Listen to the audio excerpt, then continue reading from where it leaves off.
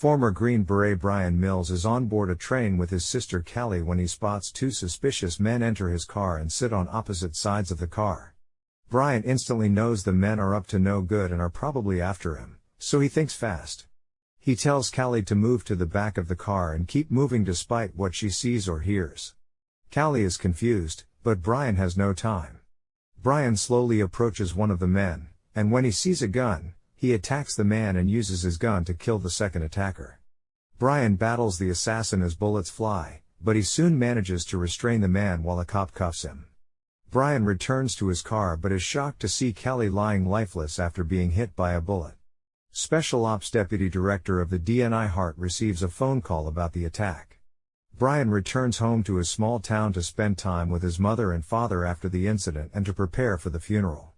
Hart and her team have the surviving assassin in their custody.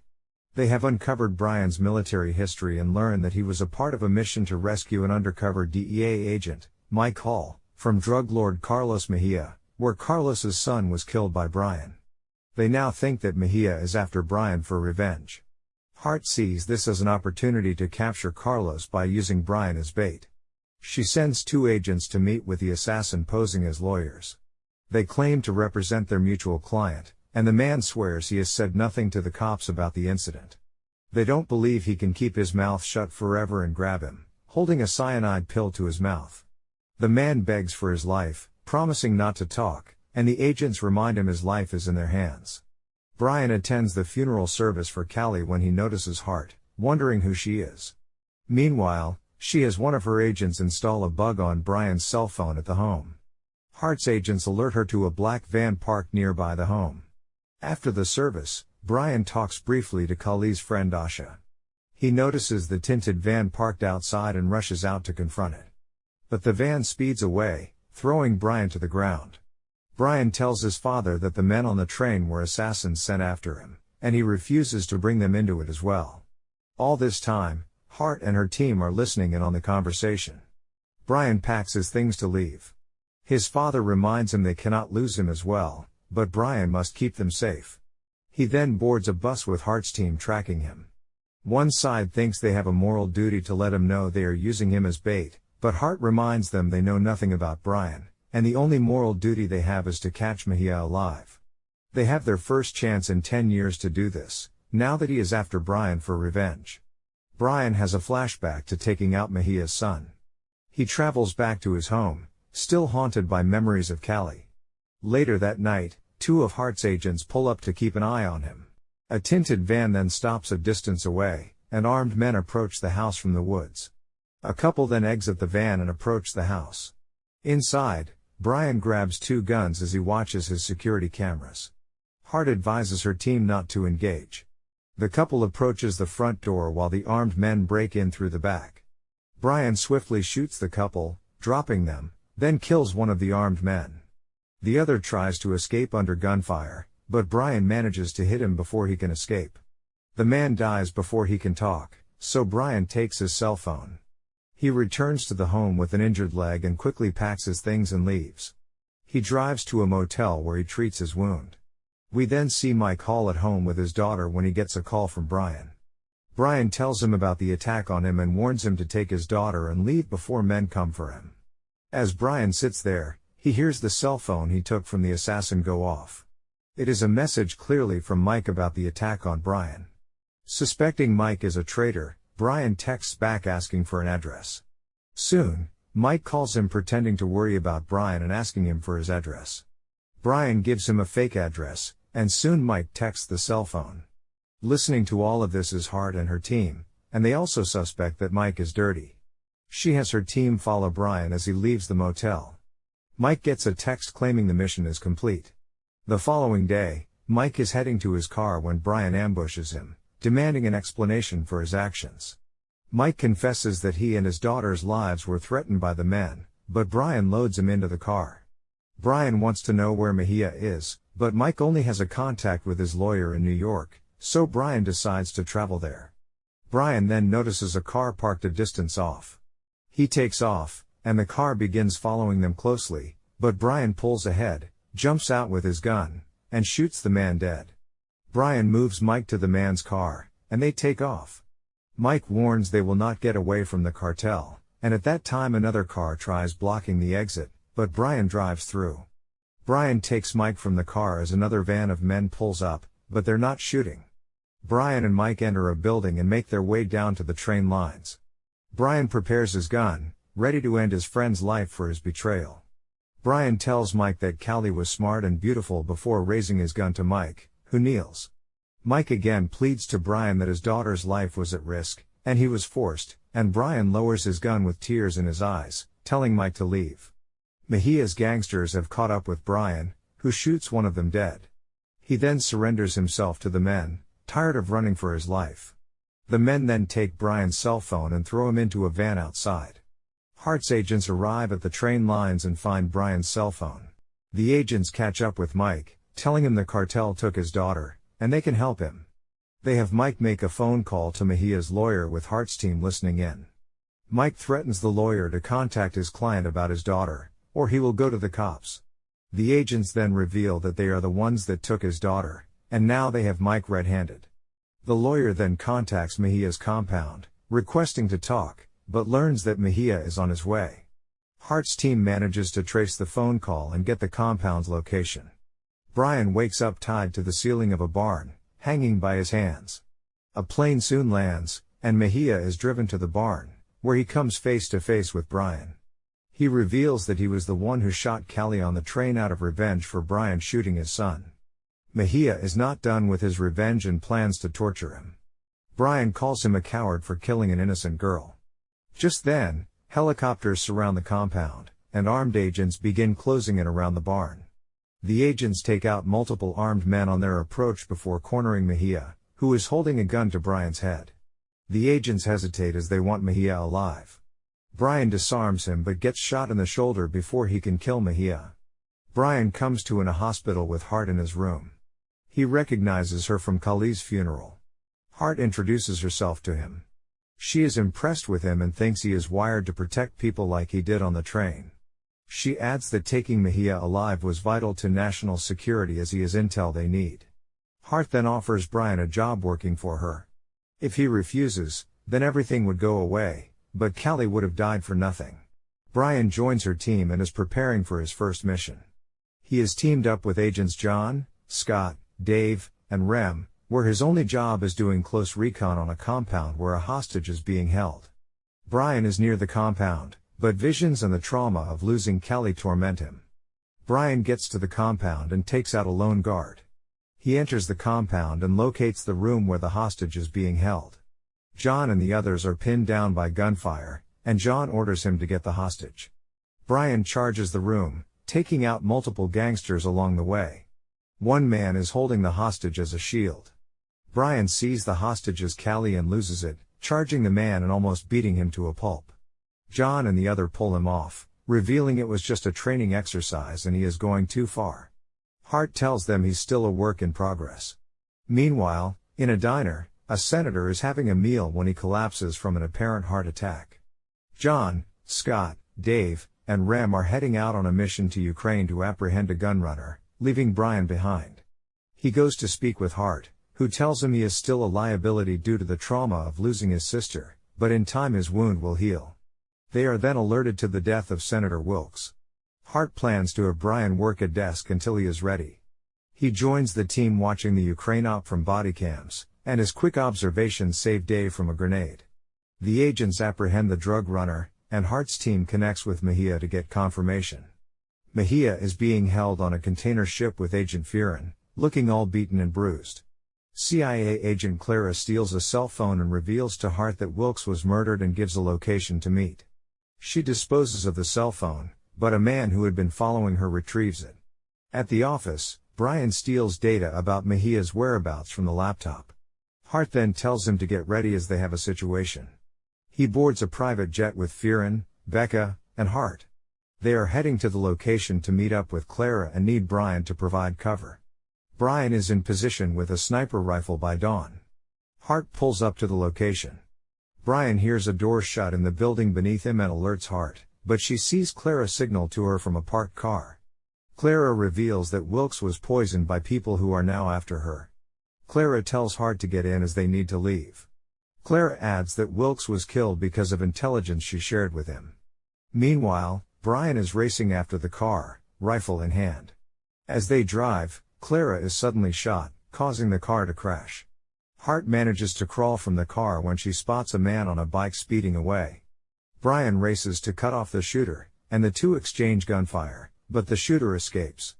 Hart drags Clara from the car, but her wound is too severe, and she dies.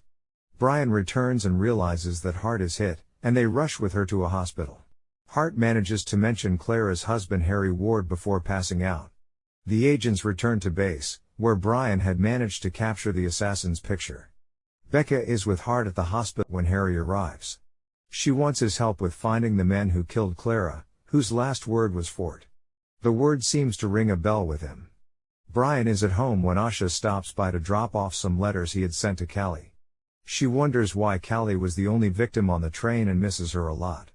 She offers to give Bryan a listening ear if he wants to talk and leaves him her number and a kiss. The shooter is identified as William Davis, former Special Forces turned freelance assassin. They have his location, and John tells Bryan to suit up to join their mission. The men gather in a van outside the address, telling Bryan to stay in the car and wait. Dave thanks Bryan for saving him from the grenade before they also join the hunt.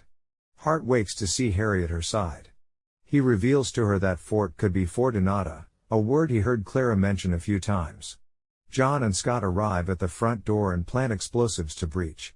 They barge into the apartment, where they come under gunfire from William, who escapes from them and onto the rooftops. William manages to stay ahead of the agents with his skills, but Bryan is tracking him from the street. Bryan calls in Riley to locate any area where his escape vehicle could be and rushes to a parking lot.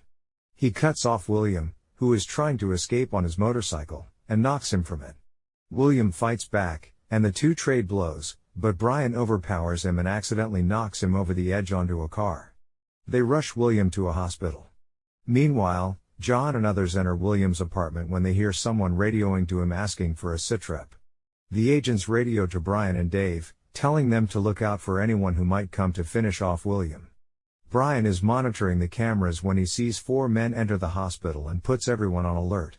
2 men exit elevators on a floor while the others cut the cameras from the basement. Bryan heads to the basement and sees a security guard dead. He tells a security guard to radio him back in 30 seconds and leaves the radio in the open before going to hide.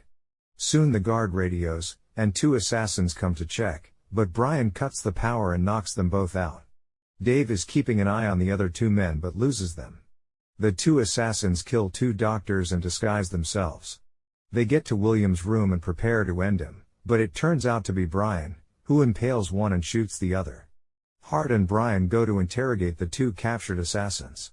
She knows they are mercenaries initially employed by the UN to provide support for aid workers helping Syrian refugees, but their bosses also got involved with trafficking these refugees.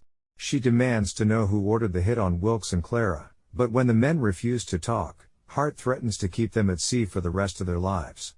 Hart and Bryan go to confront Kent, a weapons contractor who was with Wilkes when he died, revealing that he just consumed the same poison that Wilkes had. Kent starts to suffer a heart attack, and Hart demands a full confession before he gets medical attention. The team gifts the capture to the FBI, revealing they operate above these agencies. Hart thanks the team for their hard work, but the guys congratulate Bryan for his contribution. Bryan reveals he is still messed up about his sister's murder, but the team understands and officially welcomes him to the team. Later, Asha comes by to see Bryan. He shows her the video feed of Mahir revealing he was the one who killed Callie. He then tells her he plans to kill him. A Muslim American, Ismat Zahad, is playing in a park with his son Amir. He is being watched by surveillance cameras, which suddenly go out. The woman monitoring the cameras then reports to a team about Zahad and to consider him in operation. Bryan is at his home when Asha comes by to see him. She is worried about him and his quest for revenge and wants Bryan to talk to her. Bryan gets an alert about a major terrorist on the loose and the city going into lockdown and urges Asha to avoid taking public transportation home and stay in his apartment. Hart is briefing the gathered agents. Ismat is noted to be from Iraq, where he was an electrical engineer. His cousin Tala blew himself up outside a police station, after which Ismat was placed on a watch list. Now that he has gone missing, They have to assume that an attack is imminent. We then see Ismat wearing a bomb vest facing a camera. With the entire city in lockdown, Bryan and the team head over to Ismat's home. There Bryan and Hart talk with his wife, but she has no idea where Ismat is. She is worried for him as they have been getting death threats constantly because of their descent and thinks something has happened to him. In her opinion, Ismat is a peaceful and hard-working man, but Hart reminds her that Ismat bought a gun. She asks to see the gun, and the woman shows one of the guns, but at that time Amir disappears. Bryan sees him grab something from a nearby tree and take off running. Bryan chases after Amir, who manages to stay ahead and run into a local gathering hall. He hands a cell phone to a man, telling him that Bryan is trying to hurt him. Bryan tries to calmly get the cell phone, but the men demand to know who he is. They try attacking him, but Bryan beats them and takes the cell phone. He tries to talk to Amir, who reveals his father was taken by men like him and now he hates America before running off. On the cell phone, the team finds a video of Amir playing soccer in the park. In the background, he accidentally captured Ismat being kidnapped by Americans. Bryan spots a follow car and they begin tracking it down. After the meeting, Hart goes to see her doctor, revealing she is having memory issues. The doctor reveals that she has a small mass inside her brain but thinks it should be benign. Hart is left with a worried look on her face. The team tracks down the follow car and finds its owner, who turns out to be former FBI Special Agent Mike Gilroy, an agent famous for taking down a serial killer named Reynolds. Mike has a scar on his forehead he got when Reynolds tried to remove his face in an incident. After getting out of the hospital, Mike immediately quit the FBI and disappeared. Hart demands that he tell them where Ismat is, but Mike thinks they can do nothing to scare him. Meanwhile, Rem and Scott go to the prison where Reynolds is being held and take him back to holding, where he is placed in front of a nervous Mike. They release an excited Reynolds, who begins to get freaky with Mike. Bryan is shocked at Hart's methods, but she soon allows him to pull Reynolds off a traumatized Mike. Hart goes to meet with the Security Council, explaining that Mike is planning to frame Ismat for an attack to force the USA back on war footing, but the War Council doesn't believe her. They ask her for Ismat's location, but after interrogating Mike, she only knows of a safe house where he brought Ismat before others took over. At that moment, Riley receives a call from someone claiming to have Ismat's location, 4 blocks from Hart's location. Bryan, John, and other agents pull up to a cafe, and Bryan finds Ismat bound and gagged in a bathroom, wearing a bomb vest with a 60-minute timer. While Rem clears the cafe, Bryan takes a look at the vest. He then gets a phone call from the unknown man telling him to deliver Mike Gilroy to a set of coordinates within 1 hour or they will blow the bomb vest. John attempts to disarm the bomb, but Ismat stops him, explaining the bomb will blow up if he attempts it. Hart wants shooters to provide backup, so Bryan decides to stay behind with Ismat while John and Rem head off. Ismat begs Bryan to look after his son when he is gone and plans to detonate the bomb himself to save them the trouble, but Bryan manages to calm him down. While Hart is transporting Gilroy, Bryan and Ismat escape the room and attempt to find a location with no cell signal. Hart arrives at the coordinates with her agents all in place. Bryan and Ismat escape the building and break into a parking structure to get to its basement. With only 9 minutes left, they race down the stairs and finally manage to lose the signal and report back to base. Hart and the team spot a black van heading to their location. Armed masked men approach Hart, who is holding Gilroy, but they get the notification that Ismat is safe, so the snipers take out the armed men. Hart goes through Gilroy's financial records and realizes he has a meeting with the Chief of Staff for the Secretary of Defense, Bert Keegee, and suspects he is Gilroy's boss. She meets with Bryan, planning to confront Keegee about his involvement, and wants Bryan to cover her with a sniper position. Hart heads to the park to meet Keegee, with Bryan providing cover from a nearby building. Keegee soon arrives and joins her. He thinks the influx of Muslims into American cities is a threat to America and starting a war would clean up America. He warns Hart not to interfere with their operations as this is bigger than her. He tells her she is being watched, so Hart gives the signal and Bryan kills Keegee and another assassin nearby. Hart then picks up Bryan, and Gilroy is handed over to the FBI. Bryan returns home to Asha, telling her it was a false alarm. He goes to visit Ismat in the park, where he befriends them and joins them for a game of soccer.